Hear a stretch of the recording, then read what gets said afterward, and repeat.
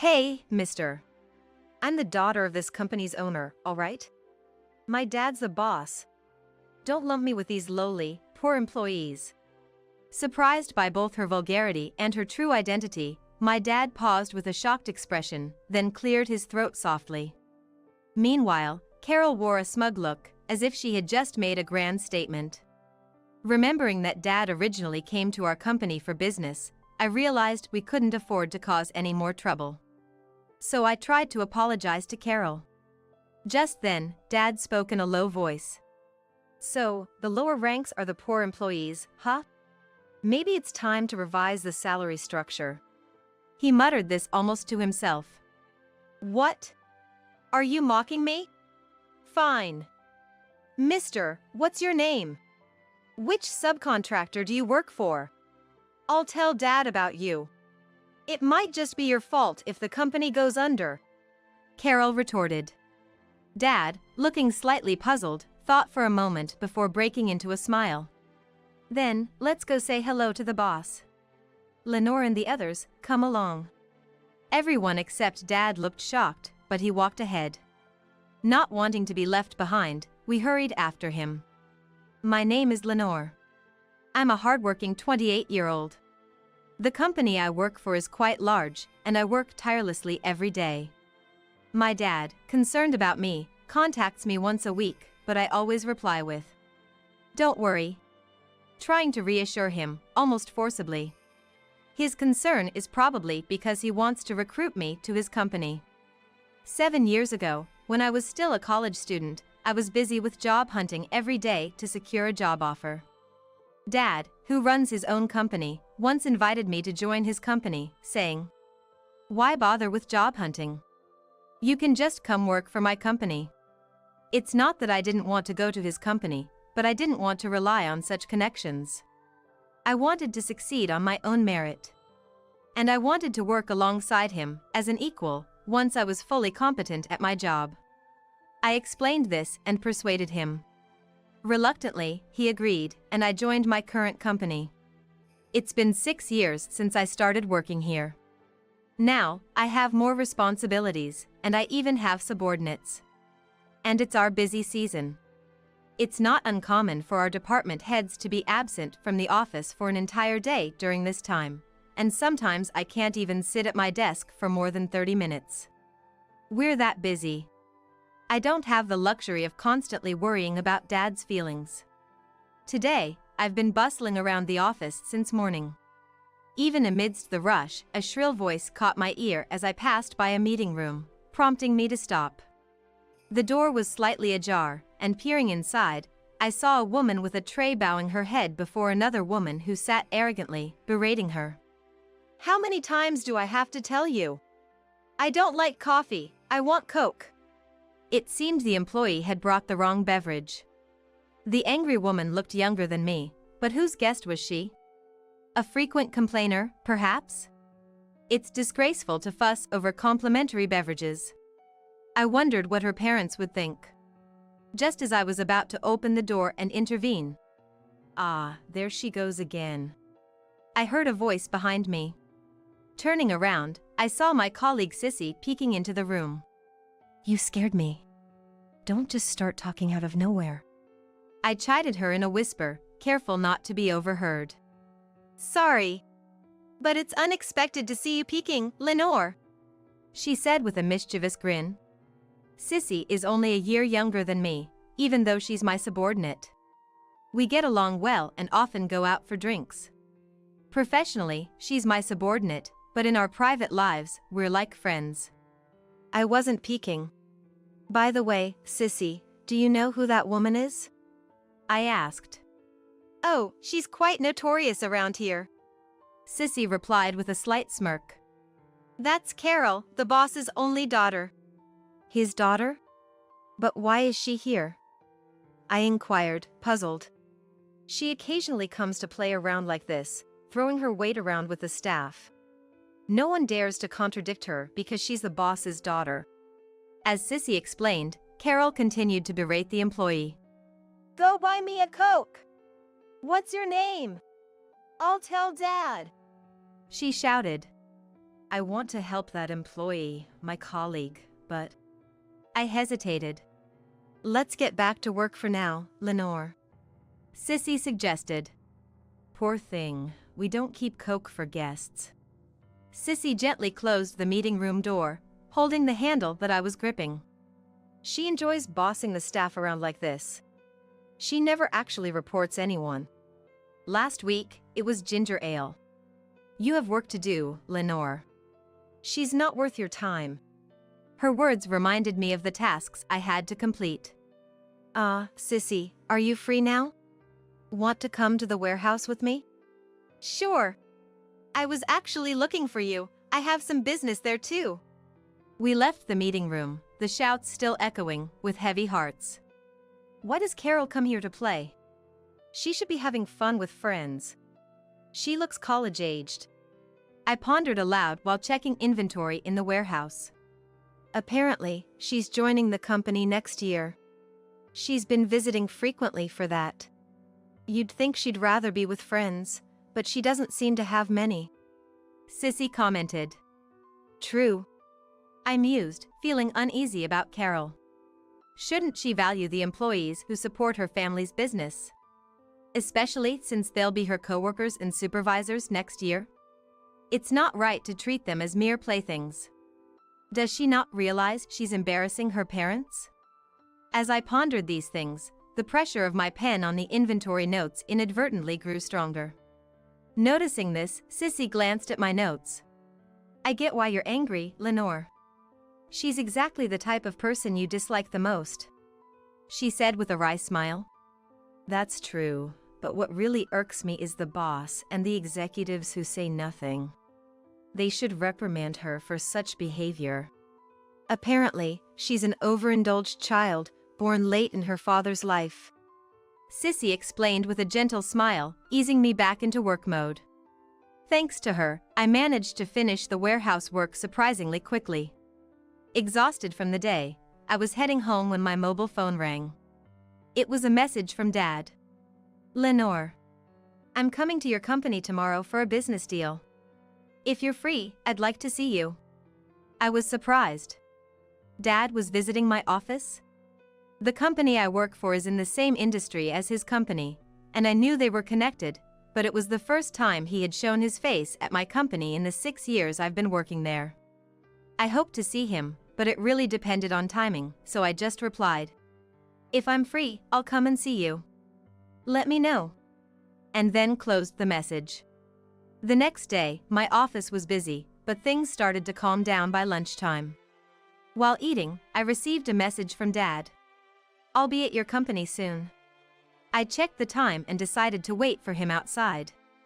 As I got up, Sissy, sitting next to me, asked, Where are you rushing off to, Lenore? It's still lunch break. Oh, my dad is visiting the office today. I thought I'd go say hi since it's been a while. What? Can I come too, just to greet him? She asked excitedly. Sure, let's go together, I agreed. Sissy followed me, checking her reflection in the window and fixing her hair. I was pleased to have such an eager subordinate. While Sissy and I waited for my dad at the entrance. Is that him? She suddenly pointed to a taxi. I shook my head. Steve would have driven his own car rather than take a taxi. As we looked in the opposite direction, a shrill voice called out. Nice of you to meet me here. I pretended not to hear, but Sissy made a disgusted face as if to say this is the worst. Hey, you over there, where are you looking? I'm right here. I turned around, frustrated. And there was Carol. She was dressed inappropriately for the office, in a flouncy miniskirt and casual t-shirt, clacking her heels as she walked towards us. Excuse me, but you're mistaken. We're waiting for someone else here, I said, looking away again. In an ear-piercing tone, Carol shouted. What's with that attitude? Aren't you an employee here? Apologize right now. Sissy looked at me with a panicked expression. Yes, I'm an employee. But why should I apologize? I responded calmly. What?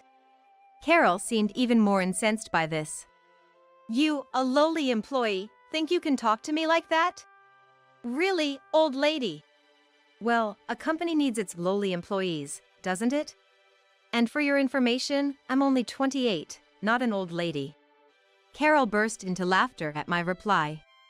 28? You look much older. Is it hard being poor? I pity you, she said, pointing at me mockingly. I was furious, but I couldn't do much since she was the boss's daughter. I had to stand there, seething in silence, as she laughed. Then, "Hey, Lenore! Long time no see!"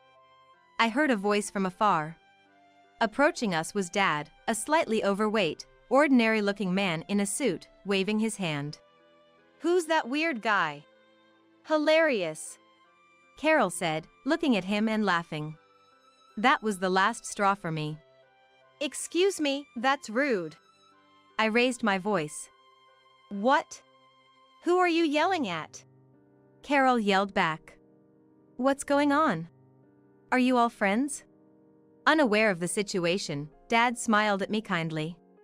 "What? As if I would be friends with these people." Carol snapped at him, switching her target from me to him. Dad's expression changed immediately. "How rude to say these people when you are colleagues who work together." He was right, but Carol wasn't convinced. "Listen, old man. I'm the daughter of this company's owner. My dad is the boss. Don't lump me with these lowly, poor employees." Dad looked shocked by Carol's rudeness and her identity, then cleared his throat softly. Meanwhile, Carol looked smug, as if she had just triumphed. Remembering that Dad originally came to our company for business, I realized we couldn't afford to cause any more trouble. So I tried to apologize to Carol. But at that moment, Dad spoke in a low voice. "So, the lower ranks are the poor employees, huh? Maybe it's time to revise the salary structure." He muttered this to himself. "What? Are you mocking me? Fine. Mister, what's your name? Which subcontracting company are you from? I'll tell my dad about you. You might just ruin the company." Carol spat out. Dad, looking puzzled, thought for a moment before smiling. "Well then, let's go greet the boss. Lenore and the others, come along." The only one unfazed by the situation was Dad, who had already started walking ahead. Not wanting to be left behind, we quickly followed him. We reached the boss's office, and Dad entered first. Sissy and I followed, tense. Carol, pushing past us, rushed to her father. "Dad! This man, he..." She began to tattle immediately. Before Carol could finish, her father spoke loudly. "This man? Who are you talking to?" "I'm sorry, Steve. My daughter lacks manners." He shot Carol a sharp look to silence her, then turned to us with a smile. "Ah, it's your daughter with you today?" "Did you know about me?" I asked, surprised. Dad sat down on a sofa. "Wait, Dad," Carol protested. Dad gave me a kind look, then turned his sharp gaze to the boss. "Earlier, your daughter called my daughter and her colleague lowly, poor employees. What's this about?" The boss's face tightened. "Well, they deserved it. They were rude to me, just low-end employees." Carol continued in her shrill voice. "What?" The boss turned pale and shouted angrily at Carol. "What are you saying? This lady is the daughter of a valued client, and this man is her father and the current boss." "Eh?" Carol's face turned pale, realizing the gravity of her actions. To think such a large company still treats its employees as poor.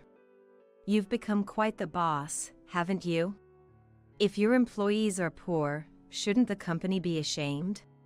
The boss was sweating profusely. "I can't leave my daughter in such a place. She'll resign today." When the boss heard that, he immediately apologized to my dad and said, "I'm terribly sorry. I've heard your daughter is very skilled. Please, not resignation. And you, apologize to him." "Wait, Dad. What's going on? I whispered to him. I had let the boss know that you were employed here, to look out for you. As I knew that you don't like the preferential treatment, I told him just to keep an eye out. Ignoring the boss and his daughter, Steve explained kindly. But I never thought this company would treat its employees like slaves. Lenore, you can quit now. You've done well here for 6 years. Come work for me. That's sudden. I can't just leave in the middle of the busy season. I protested. Dad seemed a bit exasperated by my response, but he eventually agreed. All right, if you insist. After this busy season, come work for my company. And you, it must be uncomfortable staying here after this. What do you say? The industry is the same. He kindly offered this to Sissy. Yes, absolutely. Sissy replied immediately. Wait, Sissy. I haven't decided yet. I protested. Sissy looked at me quizzically. Why not? Your dad's company is one of the elite in the country, and you're his daughter. Why wouldn't you go? Dad nodded in agreement with Sissy's words. I don't want to join his company just because of connections. I know Dad's company is big, but I didn't want to take the easy way. I explained. Sissy smiled happily. That's so like you, Lenore.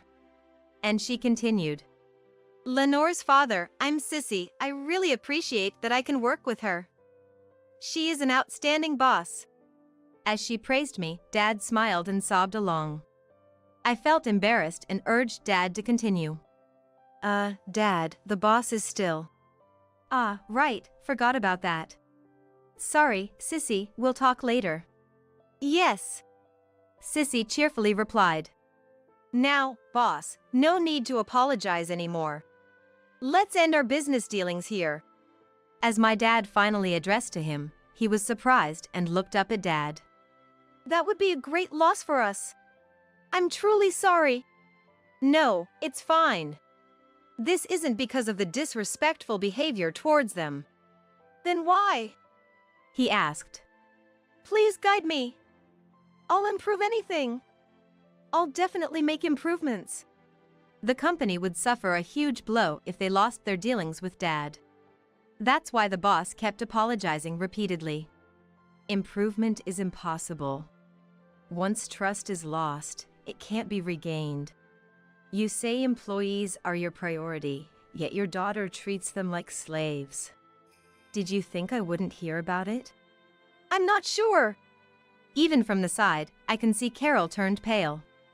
I could demote you from the boss, but should I? Dad asked. Please, forgive me. The boss pleaded. Hey, Dad. Just because you're a valued client, you can't really do that, can you? I asked. I can. Dad replied with a smile, indicating he really had the power. I don't inquire deeply into the relationship between the boss and Dad, but Dad might be more powerful in this industry than I thought. With this realization, the both attitudes of my dad and the boss make sense. I won't go that far since I'm not a child, but I will end our contract. Thank you for your business. With that, he stood up, straightening his suit. Please, I'm begging you. Just for this term, please reconsider. How about a promotion for your daughter? No, a raise. She can even become an executive right now. Dad! But you said I would start from manager because of how it looks to others. An immediate promotion to executive is impossible. At that moment, my dad's look at the two changed to one of disdain. And the boss's pleading eyes were fixed squarely on Carol. Despite this, Carol still seemed dissatisfied with the difference between what her father had said about my position and her own treatment. I almost felt sorry for the boss with such an oblivious daughter. But I had reached my limit and couldn't hold back anymore. You plan to put a woman who called us lowly, poor employees and was rude to Dad in a position of authority? I blurted out. Well, my daughter doesn't understand because she hasn't experienced the real world yet. She'll learn to respect others through the hardships of society. Respecting others has nothing to do with social experience. I interjected, louder than I intended. Carol looked up, startled, and I addressed her. A company cannot function without its employees. Even someone who has never been an executive, like me, understands this. But you don't. Why? How would I know that? Carol seemed genuinely clueless. Do you think being a daughter of privilege puts you above others? Of course. I'm from a different upbringing. It's not my decision, it's God's. To Carol's nonsensical reply, I forced a smile. Then, as the daughter of this company's boss, I'm higher than you, right? You'll listen to me? My smile was apparently so frightening that Sissy later told me it scared Carol, whose composure vanished. Fine, what do you want? This company is not your playground. If you want to play, go find your college friends. Carol hung her head in shame, her face flushed. Sissy quietly applauded me. Well said. That's my daughter. Dad laughed heartily. After that, Sissy and I spent a hectic month at work. But the second half of the busy season was unexpectedly calm. Each time our supervisors and colleagues looked puzzled, Sissy and I exchanged knowing smiles. A month later, Sissy and I resigned and joined my dad's company. Our previous company began to decline drastically.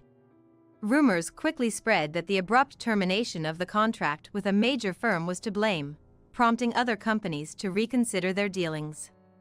Sales plummeted by 40%, most employees started job hunting, and the company's decline accelerated. The general meeting decided the crisis was due to the boss's fault, and he was ousted. His brother is now trying to rebuild the company. According to Dad, this brother is well respected. The company might be reborn into something better. On the condition that the former boss's family no longer be involved, Dad began moves to restart dealings with them. I also heard from Dad that the former boss's family began to lose their possessions, eventually selling their house. I don't know where they went, but I doubt a family accustomed to such wealth could adapt to normal life. In fact, Carol reportedly got a job at a grocery store, acted arrogantly to customers, got into an argument, and was fired within hours, becoming somewhat of a legend. In my personal life, I managed to convince Dad to let me start as a regular employee instead of directly becoming an executive. However, I'm aware that I'll eventually take over the company. So, I balance my everyday tasks with assisting the executive team. Constantly amazed by their innovative ideas that never occur to me, sometimes feeling overwhelmed.